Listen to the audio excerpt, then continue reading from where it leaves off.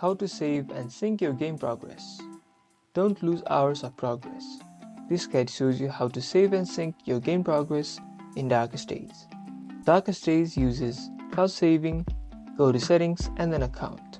Make sure to link your game to Apple ID, Google or Facebook. This ensures your data is backed up to the server automatically every time you play. Before you switch devices or uninstall the game, perform a manual sync. In the account menu, tap Upload Data to make sure the latest version of a character and inventory is stored in the cloud. Look for the small cloud icon on the main menu. If it has a green check mark, your game is synced. If it's red or spinning, wait for it to finish before closing the app to avoid losing your latest loot. Your progress is now safe. Like and subscribe for more Darkest Days account tips.